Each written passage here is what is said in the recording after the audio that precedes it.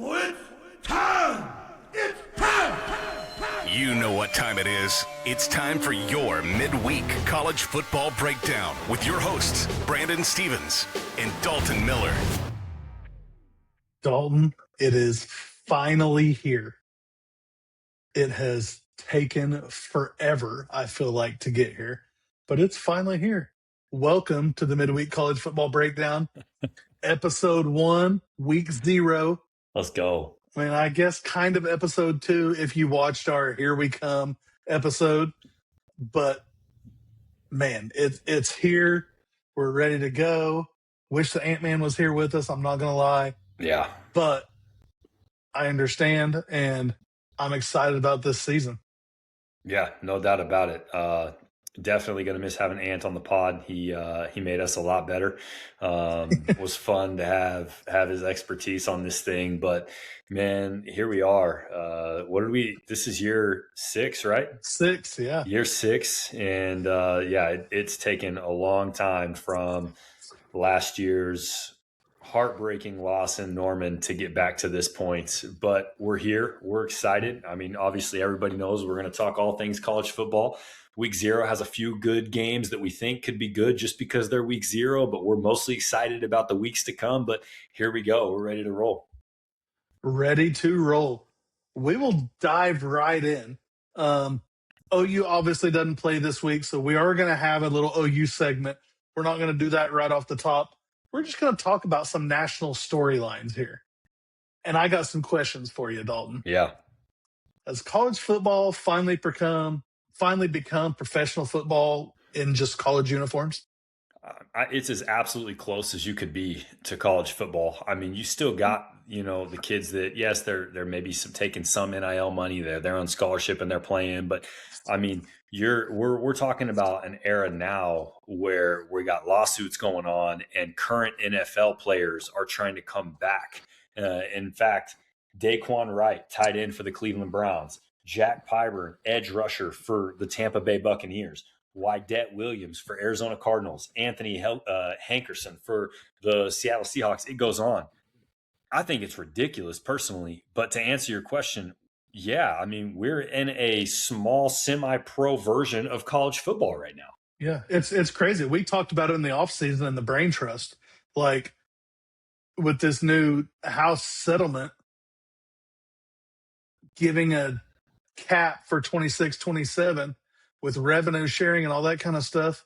Third-party NILs can still be used outside their cap. Like it's the NILs, not even third-party NILs, not even involved in the cap. It's literally becoming the NFL with logos. That third-party NIL was what NIL was just supposed to be anyways. An outside party, not the school and boosters and them tagging NIL dollars. I mean, I can't tell you how much money the tickets are going to keep rising because now they're asking the fans to just pay a donation, but you don't even have a choice. It's just in your season ticket log now, every single year.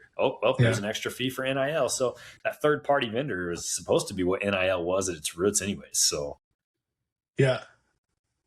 2-part question here. Is this better for the players? And does money now matter more than your ability to coach a team to be good? I think that there is a piece to that, yeah. But the reason I say that I don't think it's better is because it's going to continue to progress. It's not enough. When you start talking about money, people never have enough money, and it's going to continue to progress. And you've got Lane Kiffin, Dan Lanning, the 2 front-runner coaches that are speaking out about this, saying, you got to be kidding me. What about our kids who've worked hard all fall? Now other schools are going to give opportunities, and they're going to take those opportunities away from college athletes to people who are out of eligibility but are getting it now thanks to the courts. And so I think it's only going to get worse. I'm a big fan of true, legit college football stories and be good enough to go to the NFL. And if you're not good enough, that's why you had your degree paid for. Go make some money in the real world, So that's my take on it. I don't know where you stand. I don't feel like this if it continues to progress, it can't get any better in my opinion. I mean, teams are really just buying rosters now, right? Because, correct. I mean, look at Texas Tech. I mean, they're spending so much money in every sport, like crazy amounts of money, to the point where they had a kid on their team, on their roster, that was verified to have bet on, what was it, 100 or more college football games. Yeah. And was still going to try to play until the conferences and everybody in the NCAA got fed up with it and was like, no, this didn't happen, which I think is hilarious. Yeah. Because they thought the NFL would have a supplemental draft for Brendan Sorsby. No, the NFL said, no, we're not going to do that. He's not been allowed to, or the Canadian Football League has told him, no thanks, we're not interested. And so he's literally going to have to play like arena football or something like that just to keep his football skills up, to see if anybody's going to take him at any other time. I think the NFL will take him. I think his best bet is to just train for a year, stay in shape. I think he risks a lot if he goes and plays arena football, something else, because that NIL money is not necessarily coming in. The crazy thing, though, is if he's smart, Texas Tech isn't asking him to pay anything back. I mean, So the dude's got money now. He doesn't need to go make money this year. He just needs to be smart, get himself ready. But Texas Tech is a talking point for later. But the second part of your question, the coaching aspect of it, do you even have to be a good coach anymore? You just got to buy. Well, I still think there's an aspect of I think you absolutely have to be a great coach, but you also got to be able to handle college pros, if that's the way to put it. They're not pros, they're college students, because we got dudes asking for so much that they're so entitled before they even step onto the football field. Yeah, but I think that's why so many teams have gone to the GM role. So the coach doesn't have to screw with it. Yeah. There's now a GM. I mean, and we have what I consider to be a great one. We were kind of at the, forefront of that and saw it externally and jumped in there. At this point, is there any way to put that genie back in the bottle? I say no. Yeah, I agree. I don't think there's a way to put it. There's all these spending rules and NIL environment and transfer portal and roster limits. I mean, the old college football as we knew it when we were growing up, and we were huge fans of loyalty and players that were going to show loyalty and come and be at a school for 4 years, that's over. There's no way to put the genie back in the bottle, right? Yeah, it's college football won't return back to the status that it once was. I agree. Well, let's move on. We're now, as much as I like to say it and don't like to say it, we're now SEC tried and true, right? 100%. We're there now. 100%. I'm in. I'm all in. Big Ten's won the last, 3 national championships now? Ohio State, Indiana. Who's before Ohio State? Michigan, Ohio State, Indiana. There you go. Yeah. So has the Big Ten officially passed the SEC? In terms of the last 3 years champions, yeah, you could say that. I think that SEC fans can have an argument the other way, like, all right, you've been able to win it, but look at our conference through and through. I mean, there's always a depth conversation, right?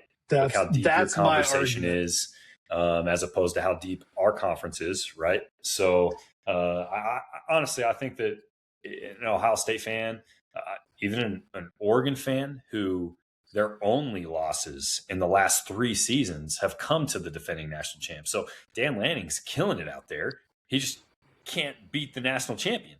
Right. So, I mean, but I think that Michigan drops a little bit. I'm not sold on how good Michigan is this year.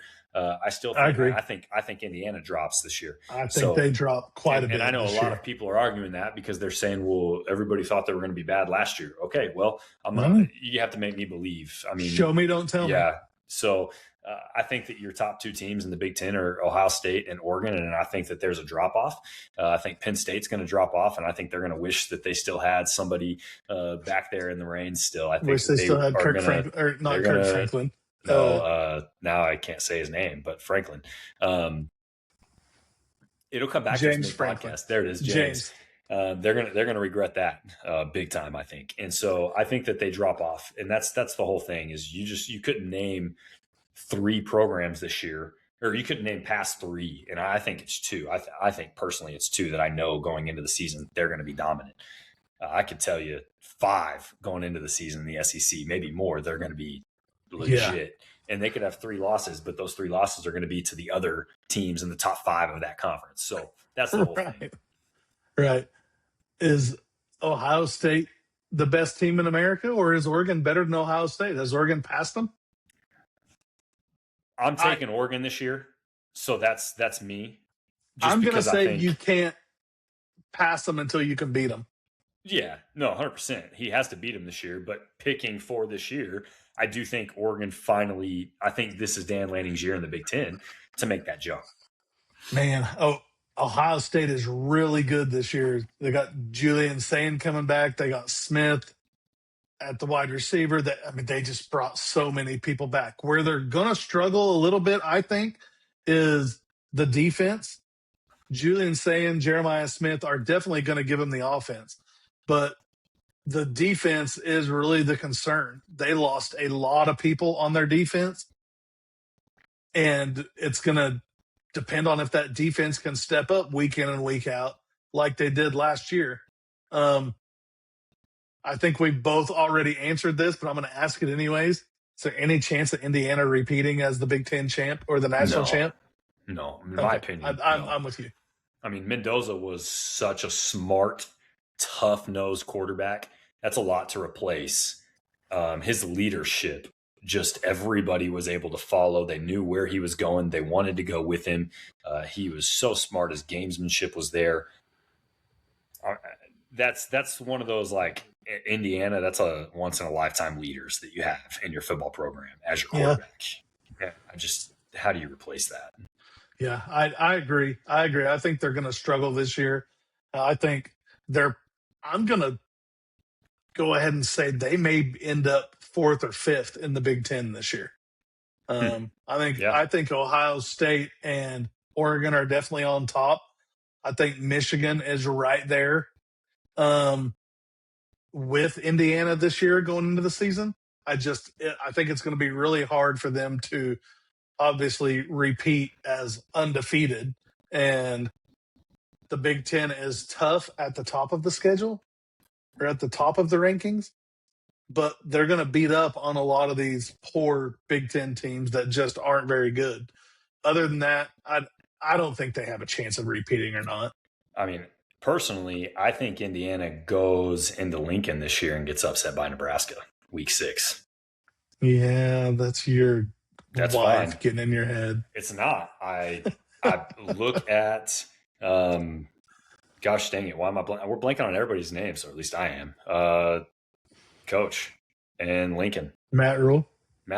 You look at his progression wherever he's been, this is the season. Not only that, his schedule this year is finally set up for Nebraska to have a start. And so I think that Nebraska's 5-0 when Indiana comes to Lincoln.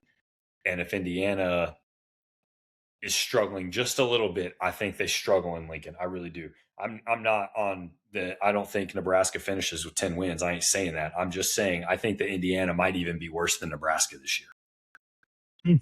Okay. Well, that gives me my 4th or 5th place Indiana quote even more if I'm following what you believe. I mean, Nebraska is Nebraska to me. They should have stayed in the Big 12 years ago, and I agree.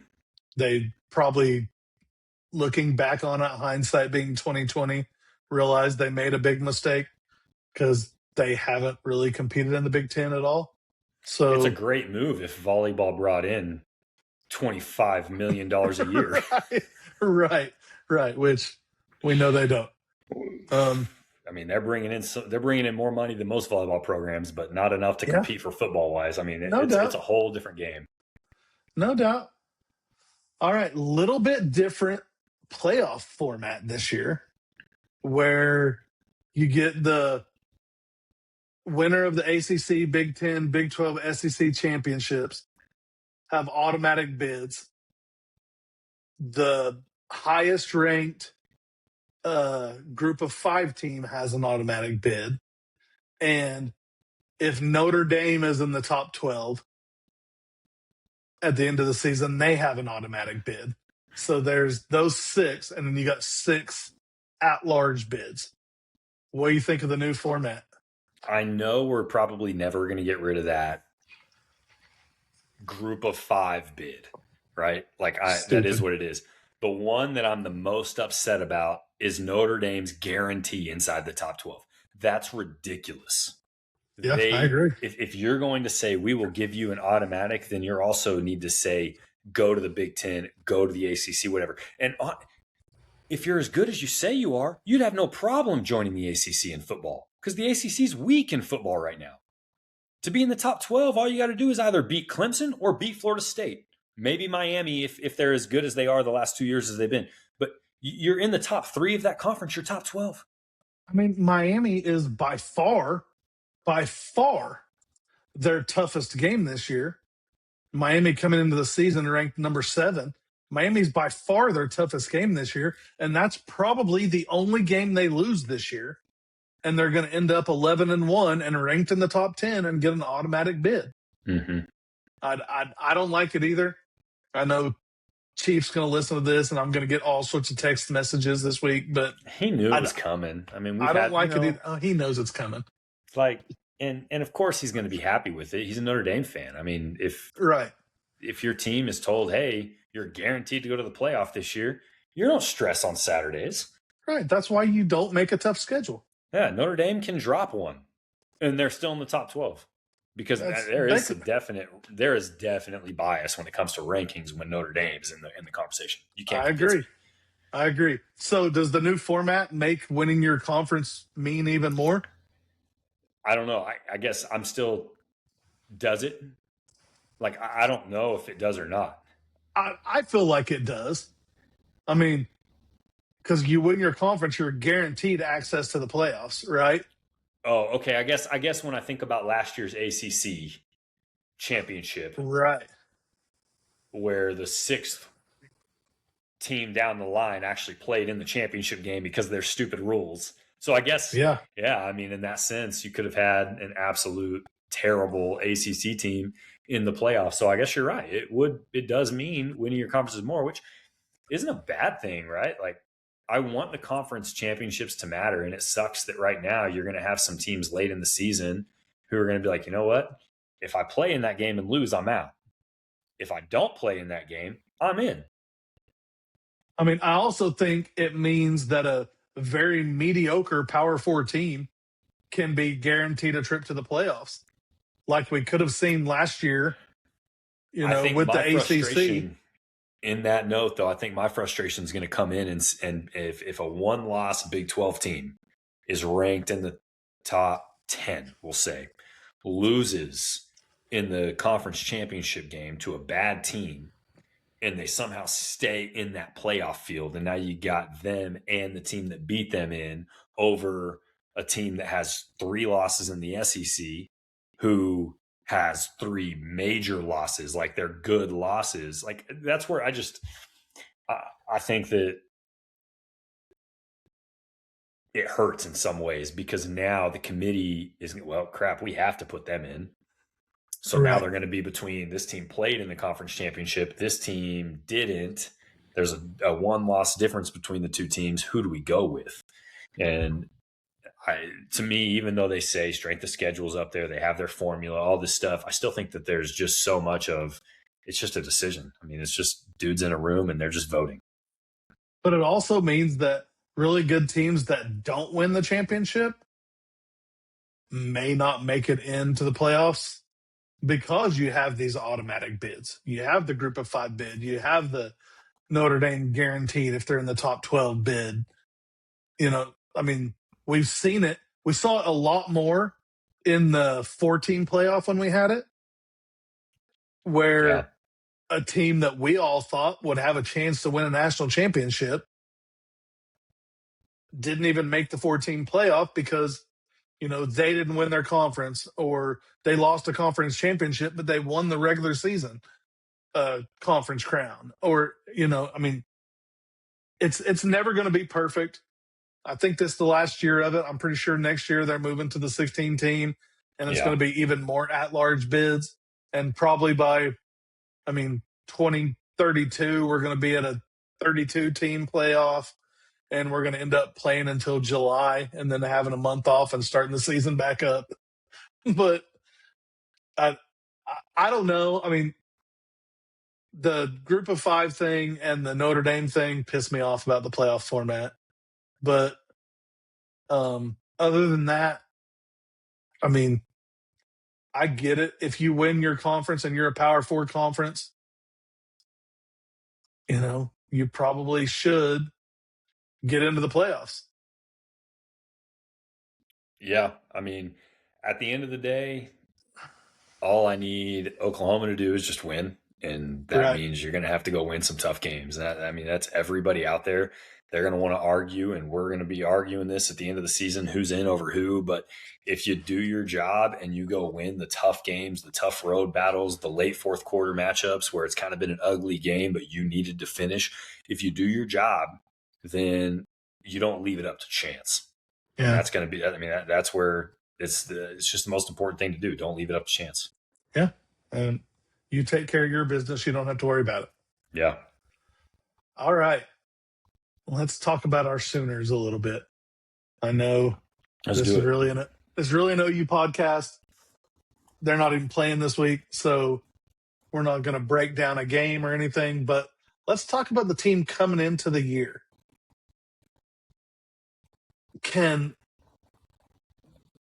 Let's look at the offense. How much better can John Mateer be in year 2? And does he need to become a better passer to make this team better? So, yes, but let's look at things. John Mateer had 1,215 passing yards before he got hurt against Auburn. He only finished the season with 3,600. And he really picked himself up after a couple of bad games, bad losses. He had 6 touchdowns before that, finished with 18. And this is including a playoff game. So I'm not talking about just the regular season stretch, right? Right. So I think that a healthy John Mateer is a legit quarterback. He's going to have to, I think, pre-snap reading, he's going to need to be better at. That's just, he talked about that. I think that's one of the things I love most about him is he's just super blunt, super honest where he sucks and where he needs to be better. But I really think that he's had an off season to prep, to pay attention to the end of last year. I still don't hold it against him. His throw in the Alabama game to Robinson. I think that he's prepped. I think that he is equipped. I think that he is legit. And I'm not claiming Heisman. No, I'm not doing that. No, I'm not doing it. I'm just saying I think that he's ready to lead this OU offense. I think the bigger question is, are we going to have a run game that is more than him? I think that's the biggest difference in the offense, period. I think that makes him a better passer. That makes him better in every other aspect of the game if we can show the ability to run the ball, the ability to pass protect, the ability to use the tight ends. Thank God we finally got rid of, what was our tight ends coach name? Joe John. I almost said Larry Joe. Joe John, that's what it sounds like. Yeah, Joe John. Thank God we finally got rid of him. And we bring in a pretty decent, who's a pretty decent tight end in himself, in Jason Witten as our tight end coach.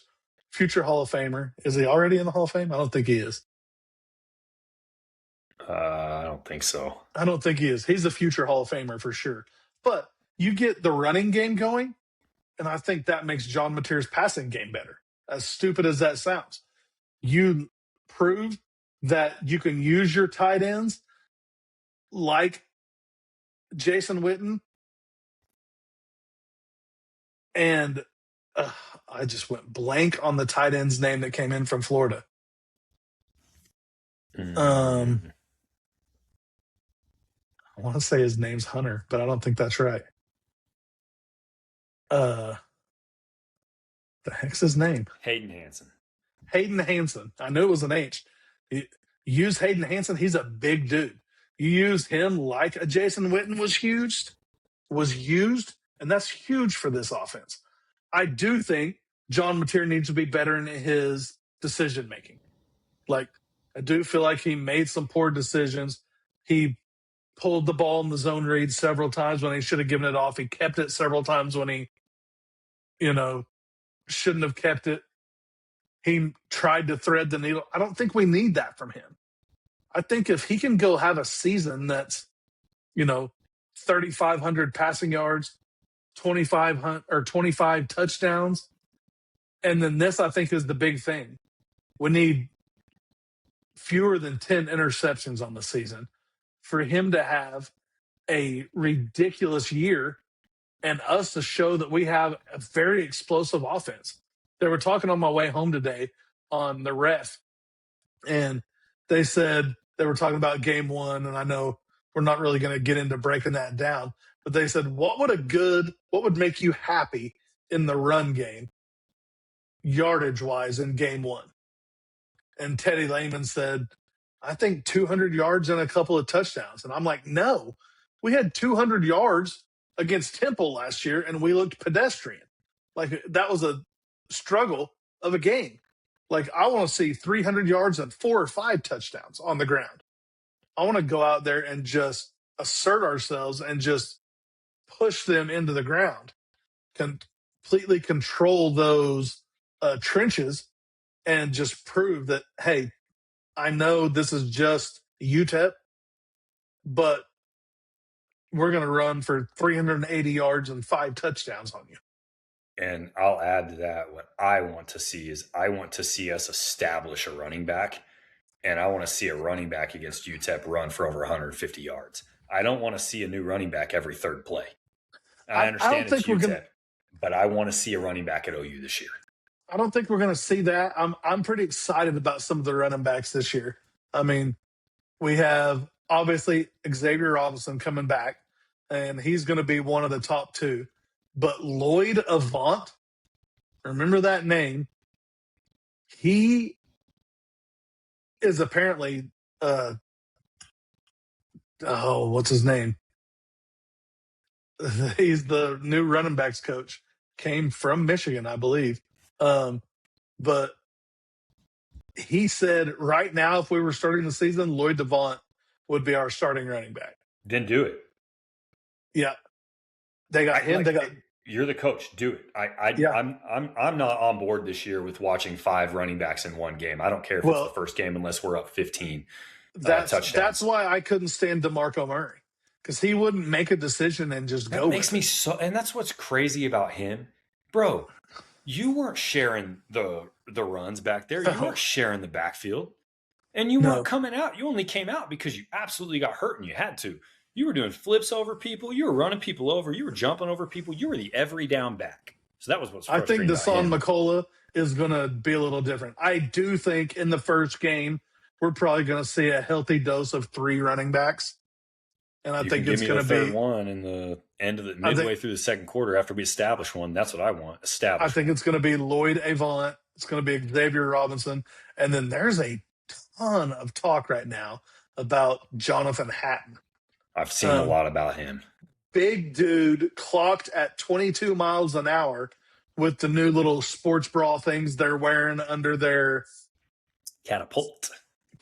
Yeah, I couldn't think of the name of it. But with they were clocked him at 22 miles an hour in a gameplay situation where they're going, against good defense, and he busted a run.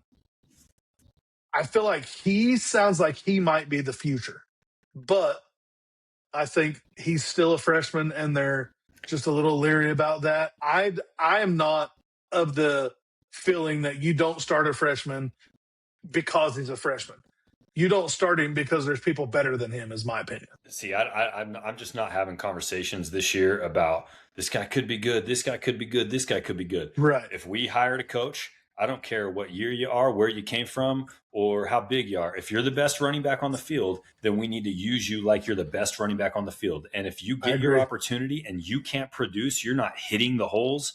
You're getting good blocks, but you're just not hitting the holes. You don't have good vision. You're not able to make a guy miss. Then you go to the next guy. And I'm not saying you can't mix other dudes in, but you have to establish roles. If we have 3 backs that we're like, we could find a place for you, that's one thing. But you've got to figure out who is your back that is going to just be your workhorse. Let 100%. somebody work. I'm tired of going and playing other teams, and you see the same running back out there over and over and over, and we have conversations leading up. We got to stop this dude. We got to shut this guy down. And then we put a dude out there that runs, 6 plays in a row and averages 8 yards, and we bring another running back in. Yeah, drives me nuts. I want to go back real quick to my John Mateer point, because a lot of people who's the quarterback, Heisman frontrunner right now that everybody's saying. Oh, the dude from Oregon, right? Freaking Arch Manning. Arch Manning. Prove yourself. Listen, I hear you. I'm not an Arch Manning hater. I don't like Texas, period. I do think, though, that he's a decent quarterback. I think that there's no way he was living up to the hype. There's zero chance. People said that he was going to be Peyton Manning in his prime in year 1 at Texas. He just couldn't live up to that. I think he's a decent quarterback. But Dante Moore from Oregon, another Heisman quarterback. Okay, so here's the deal. I put John Mateer versus those two, and we're talking about, I compared all games. Mateer didn't play Kent State. Mateer sucked against Texas because the reality is the dude wasn't ready, and he wasn't even ready for South Carolina. What happened against South Carolina? We somehow found a run game. He only threw for 150 yards. So the fact that he only threw 8 interceptions last year is a little skewed because he really wasn't healthy for 5 weeks of the season, 2 bye weeks, 3 games. But a whole season, Moore threw for 3,900 yards. Mateer threw for 3,450. Threw the same amount of interceptions. And Mateer had 10 rushing touchdowns to Moore's 4. Mateer's stats, other than passing yards, are better than Arch Manning's, and he missed some games. So I do think we don't need Mateer to be a Heisman quarterback. If he is, great. We're going to New York. Awesome. But we just need him to be healthy and be better in the areas he was struggling in. I agree. But what I was trying to say, and I don't know if this can, I think he can be, honestly, close to the same quarterback, and everything around him is better, and it makes him look so much better than he did last year. Yeah. I mean, I even because go back if you to have some a of his running game interceptions. and you're not, if you have a running game and offensive line blocking, you might probably not think you're getting home with 4 defensive linemen every time. Where last year they were getting home with 4 defensive linemen every time because our offensive line was so injured and sucked so bad that we just weren't there. And so he's running for his life before he can get to the back of his 5-step drop. 100%. So I feel like if everything else is better and he has pretty close to the same stats, I would like him to have better stats, make better decisions. But even if he has pretty close to the same stats this year, I think that he looks so much better because we actually have a run game. We actually have tight ends that can block and not just throw interceptions. We have tight ends that can catch the ball. We have receivers that are doing all sorts of things. I mean, we still have Satania coming back. We have Trell Harris has really stepped up in practice, and they're saying Trell Harris may be better than Isaiah Satania. Like, seeing is believing for me, but you got this freshman that comes in and is just a freaking workhorse, and he's been injured for all of spring and most of fall practice. He actually got back this week, and they're watching him, and they're like, whoa. Like, Teddy Lehman watched him some at practice yesterday or today, and he's like, I thought he was a junior. Like, he is good size. I think he's 6'4", 6'2", something like that, but he's good size. He has jumping ability, and he's fast. His hands are really good. If our wide receivers, our tight ends, Hayden Hansen, we got Rocky Beers, Reagan Beers' brother, transferred in. So we got Rocky Beers, we got Hayden Hansen, and then there's one more tight end. There's not a whole lot of talk going on about him right now. But with those two tight ends, with our stable of running backs, with our offensive line being healthy for the most part, Jake Michaela, our center, who was on track, they were talking about maybe being an all SEC center, got hurt, sprained his MCL, I think. Sprained his MCL Yeah, in practice last week. Like by week 3 or 4, they're expecting him back. Yeah, I mean, originally it came out and they said 4 to 6 weeks. So I think we're looking at Georgia at the earliest. And then if he's not back for Georgia, he'll be back for Texas, barring any setbacks. But we got other guys that we're plugging in there that were really good too. And so if our offensive line can keep up, we got Foje, we got Fasusi, we got I can't think of the guy's name that's taken over at center now, but we got those guys. If they can just be what they were last year with a little bit more mature body and a little bit more mature mind, they're going to be really good. The other thing with our run game, though, that we haven't even mentioned yet, I'm seriously all in on OU this year. Like, I haven't said that about an OU team in a while. Our defense is going to be good. I'm sold on John Mateer. I don't need him to be Heisman, like I said, but he's going to be good. But my question's not about our talent.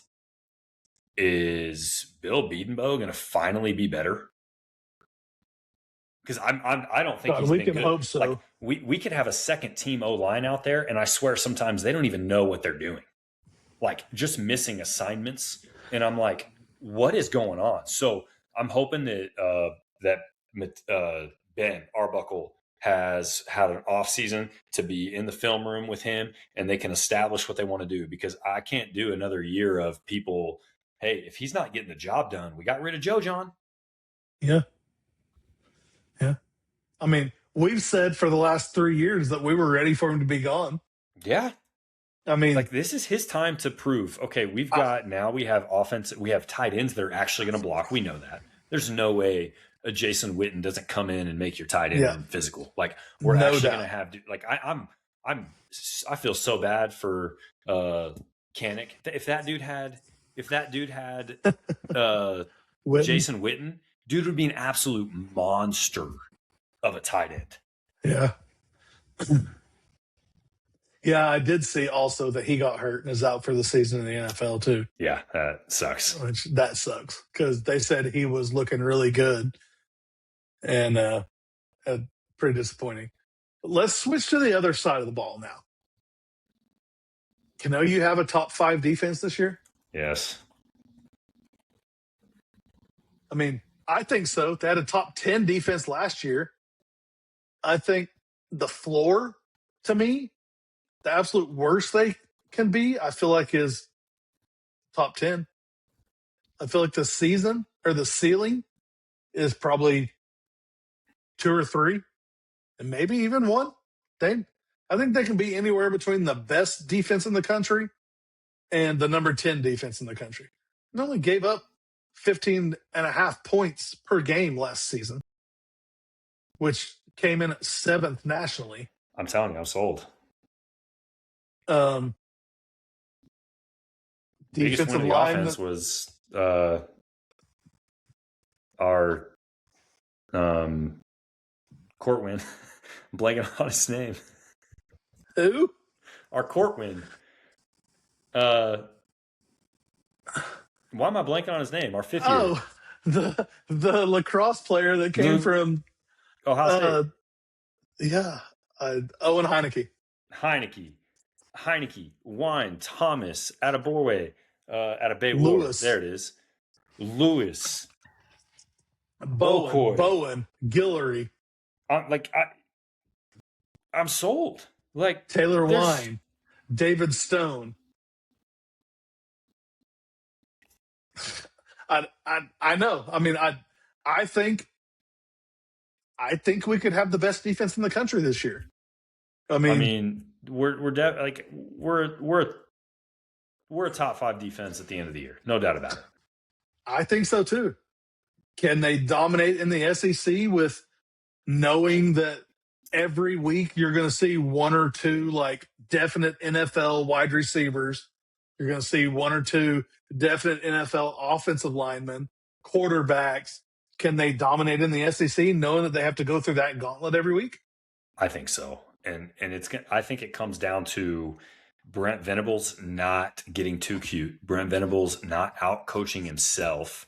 And I really think he's prepped for this season. I think that he knows. So I'm confident we're going to see a lot less drop 8 defenses. And you know what it comes down to me?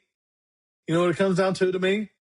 Not rushing 3 and dropping 8 on every damn third down we have. That's what we're saying. Like I'm confident that this year we're not going to. I think that he's not going to show everything in the first couple of games. Well, he's going to have to be ready for Michigan. So he's going to show a lot in that Michigan game. Yeah, he's going to have to. You got to go on the road and win in the big house. So agree. Which tells me that's a must win for me this season. Yeah, you might even go ahead and I think Texas is a must win. Well, but Michigan, we get to Michigan first. No, I hear you. I'm just saying we're talking about must wins. You can drop Michigan and still win the SEC. Yeah, but if you drop Michigan, then you have Georgia coming up. You have Texas coming up. I'm just saying you can drop Michigan and still win the SEC. He can't go 1-4 against Texas. Yeah, I agree. I'm not saying it is the must win of the season. I'm just saying I think if you want to get into the playoffs, Michigan's a must win. It's a tone setter for sure for the season. Week 2 on the road at the big house, absolutely. You want to set the tone for the rest of your season? Hey, we're coming. Yeah, and they're not going to be as good this year as they were last year. But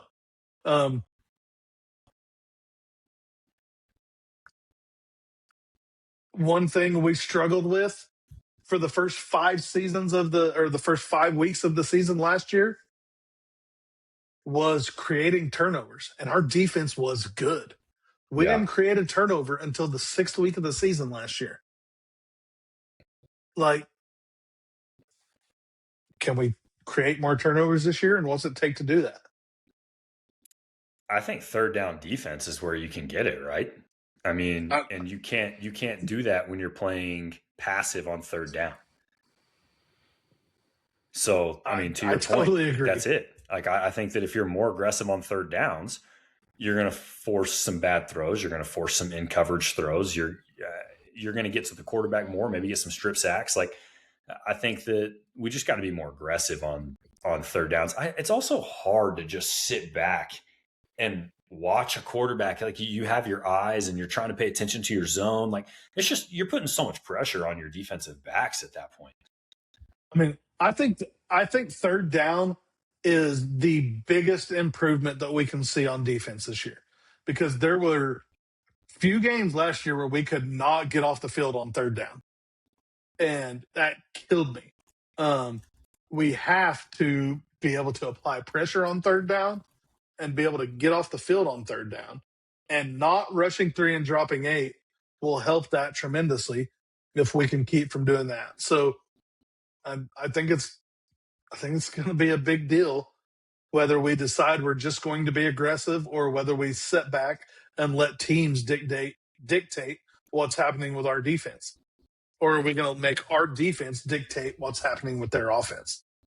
I think that's a big, it seems like a very small thing to say, but that's a big difference in getting off the field on third down or keeping them in third and extra long because they've lost yardage. Or here are the numbers to back that up. Okay. Texas was 10 for 17, over 58% on third downs against us. Not acceptable. Ole Miss, a game we could have won. 9 for 21, 42.9% on third downs. Alabama, we did a lot better, 5 for 13. Tennessee, in the first game. 7 for 13 on third downs. That's too Still much. Over 53%. Yeah.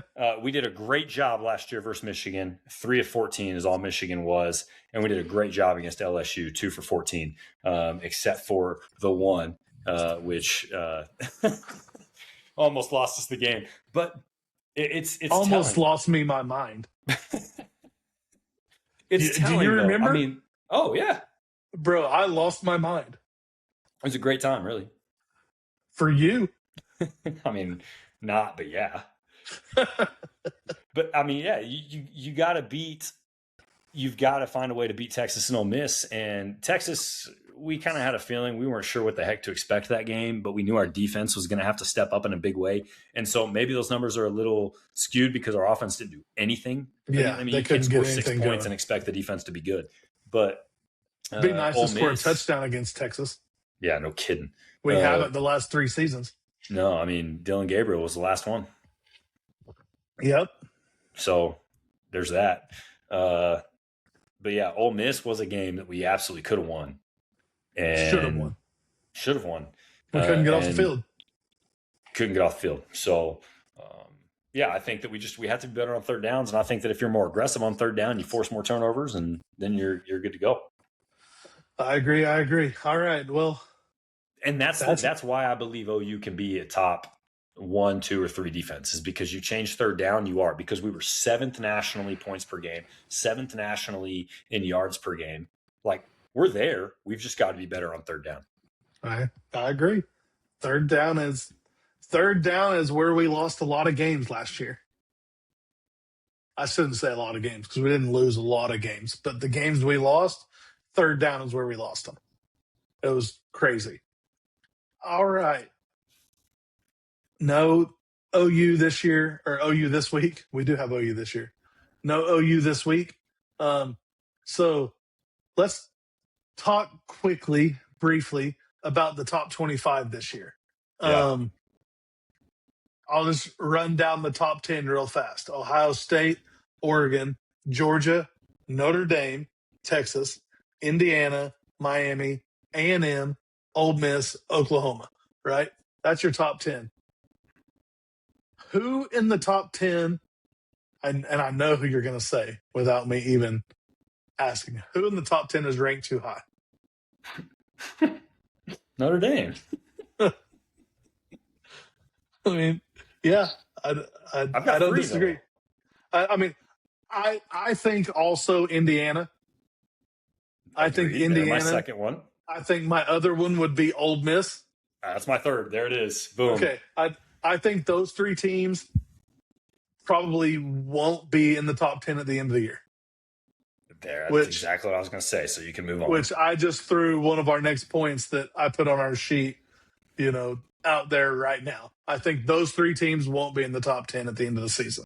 And I think Ole Miss fans are going to be extremely frustrated by this. And I understand Chambliss is still your quarterback, but dude, totally get it.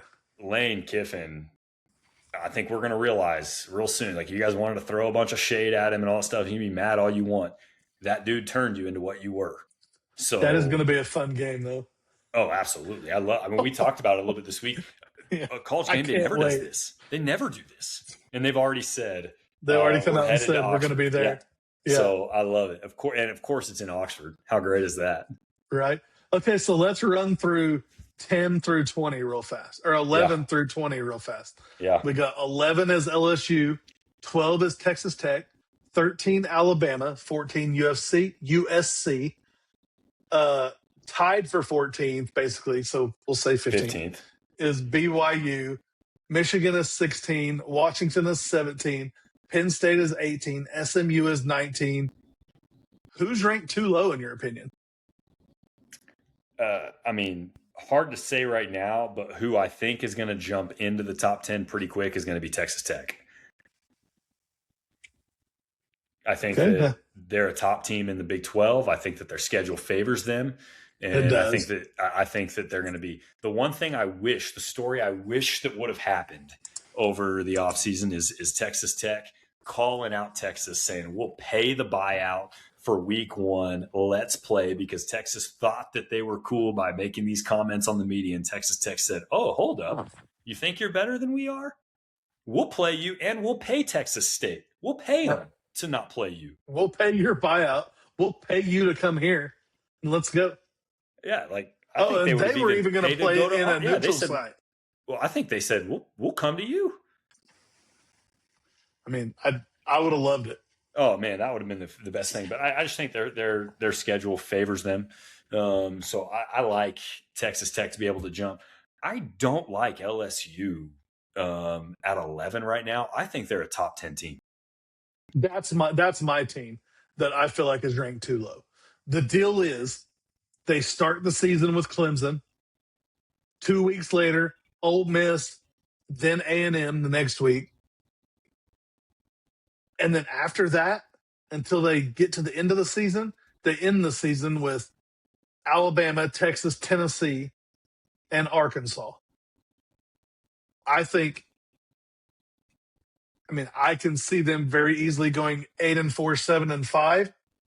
I can also see them going, 10-2.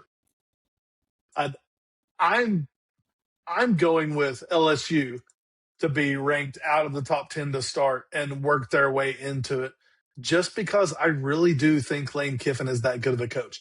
He may be a jerk and he may be a douchebag, and I don't think there's any maybe to it. I mean, he's a complete jerk and he's a complete douchebag, but I think he's a damn good coach, and I could definitely see them moving into the top 10.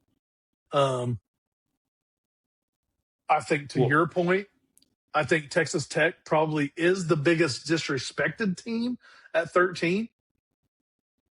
But, I mean, I feel like you put LSU and Texas Tech against each other, LSU is going to beat them 8 out of 10 times. Here's what's, and we've said this before, ESPN loves their story, and you got to have a story and all this stuff. Even if it's proven LSU's better, there's no way LSU jumps Ole Miss before going to Oxford, because that makes the story even better. Of course. If LSU is ranked lower, and he's going to go in there and just want to absolutely run it up. He's going to want to score 60 points on Ole Miss that day. So just 60? Maybe, yeah, he's going to want to score more. But you put up 60 points on the road at Ole Miss, you're feeling pretty good about yourself. I mean, that kind of leads me to my next question that I was going to ask you, and I'm just going to tell you what I think instead of asking you first. But which team's going to fall apart? I think Ole Miss, after that Week 3 game against LSU, just hits the tank. Mm-hmm. I think they're really going to struggle after that game. I definitely don't feel like they're going to be in the top 10. They may be going into that game, and they really should be. I mean, because they start with Louisville and Charlotte. Is that even a for sure win? Music City Bowl in Nashville?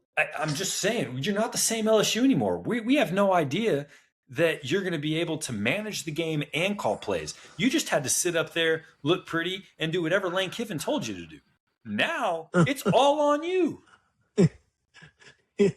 I mean, is it a guaranteed win? No. But I think they're 2-0 coming into that game. The world wants them to be, because that makes it more fun. But I'm just saying, and if they struggle a little bit with Louisville, I think that they're going to start to question themselves inside the locker room, outside the media, like, crap, we better get this figured out. I mean, week after LSU, they go to Florida. Then they go to Vanderbilt, and then Missouri. But then they're at Texas, home versus Auburn, and home versus Georgia. Then they come to Norman. So their schedule is going to get brutal. I don't care how bad Florida or Vanderbilt are this year. Those are also not for sure wins for Ole Miss. No, I agree. I mean, they're outside Vanderbilt. I think Vanderbilt definitely falls off after Pavia was gone. I agree. I think he just had this mystique about him, and it just was not going to. He was not going to let that team fail if there was anything he could remotely come close to doing to keep from it. So, I mean, I think Vanderbilt's probably a win. Yeah. I know it's at Vanderbilt, but I don't think they can have the same. I don't think they can have the same oomph to them that they've had the last couple of years. My other prediction is Penn State's outside the top 25 when it's all said and done. You don't fire James Franklin for winning and getting you where you were. Karma's going to come back. Karma's coming back, I'm telling you. I can't believe they started in the top 25. No, it's ridiculous. I mean, they're not going to be a good football team this year. No, I don't think so. They are not going to be a good football team this year. And I say that like I'm actually mad for James Franklin. I think it's ridiculous. All you can do is win, win, win, win, win. And your only flaw is that you couldn't quite get over the hump. Well, all right, we'll see how hard it is now. Go back to the middle of the Big Ten. Right. Middle? Yeah. I think they're going to be bottom third probably. Yeah. When you're worse than Nebraska, you got a problem, Penn State. Although you think Nebraska's going to be pretty good this year. Because I also think Indiana's going to be bad. That's what I'm trying to say. People think I'm crazy, but if Nebraska beats Indiana, then that's what I'm saying. We got Indiana and Penn State, who were at the top, are now going to be at the bottom of the Big Ten. Yeah. I mean, Penn State's going to have that whiteout. Brings a new meaning to the phrase can't have whiteout anymore. with what Penn State's been through in the last few weeks. Pablo Pledge-Cabar. All right, so we decided last week after our podcast, we didn't tell you guys that, but we decided last week after our podcast that we're not really going to make picks this week. But our picks this week, we're going to make 5. We're not picking any games this week because there's just not enough good games that are going on this weekend that's worth us picking them. What we're going to do is we're going to pick the champion of the Power 4 conferences and our national champion this week. And if we get those right, they're going to count. Each conference champion is going to count as 1. If we pick the national champion, that counts as 2. So we'll add those to our picks contest at the end of the season when we get to the spot where the conference championships are. We'll have our picks that week, and we'll also have our overall season picks, which honestly, I didn't even think about this until just now, but we could fade ourselves. And when we get to that game, if our pick is in that game, we could pick the other side, so we're guaranteed we're getting points. True. I didn't even think about that until just now, and we haven't obviously talked about that. But, Dalton, we'll go ahead and start with you. And I want to know who's going to win the Big Ten this year. I got Oregon. Dalton's got Oregon. I think Oregon's really good. I don't think they're getting over the hump yet this year. I'm going to go with Ohio State. So Dalton's got Oregon. I got Ohio State. We're going to go to the SEC, and I'm going to pick first. Yep. I don't ever do this, but I'm picking OU to win the SEC this year. Same. I'm all in, dude. I just feel like it's the season. I'm telling you, I'm all in. After week 2, I might change my mind, but it's on the books. It is. I wrote it down. It's on the books. But it doesn't matter after week 2 because that's not a conference game. You made that perfectly clear earlier. That's what I tried to tell you. All right, Dalton, you get to go first now. ACC, Miami. Yeah, I think our next 2 are both going to be the same. I'm picking Miami as well. And then I'm picking Tech for the Big 12. Tech. So our only one we have different is the Big 10. Man, that kind of sucks because we get to the end of the year and one of us could have made a lot of points over the other one. It's true. However, this is our first year counting this. So in the past, we haven't even counted it. So, right. I mean, we'll see if it makes a big difference or not. Yeah, maybe not. Maybe not. Okay. Who do you have as your national champ? As much as I want to pick OU, the problem is I just want OU to win a stinking playoff game for once. So I can't pick them to win it all because Brent Venables has yet to even get over the hump of a playoff win. So I got to rock with Oregon. I think that they are the real deal this year. I'm going with Oregon. I'm going to the same conference, but I'm going to my conference championship pick for that one. I'm going to Ohio State again. I'm going to Ohio State. win 2 out of the last 3. The thing about that is now, I mean, whoever wins the Big Ten has a chance for an additional point now. So Right. that's the way it's going to work. I mean, there's 2 points up on the board with our picks, and there's also a possibility for 0 points in any matter. Yeah, and that national championship pick gets you 2 if you win that. So you get 1 for the Big Ten pick and 2 for the national champion. So that could be a 3-point swing if one of those teams wins the Big Ten and the national championship. Oh, man, that's a long ways away. It's so hard to even think about the fact that we Yeah, could it be in is. January I honestly soon. don't even want to think about it. I don't even want to think about it. So, I mean, I'm crazy excited about football season starting. I will be watching. I was going to say have myself planted on the sofa, but probably not. Probably have myself planted in the pool with the TV outside, watching the games this weekend. I'm pretty stoked. First real podcast of the year. Heck yeah. First real season of football for the year. I mean, I don't know. I guess we count that, but first real week of football for the year. I mean, hey, we have a stress-free Saturday. Actually, for 2 weeks, we have a stress-free Saturday, if you think about it. Right. We don't have a stress-free weekend next weekend. Friday Night Lights in Norman. Include Friday night. But pretty excited about the start of everything. Dalton, any last final words? Boomer. Sooner. You know what they say, right? The weekend is good. But the midweek, it's always better. And boom goes the dynamite.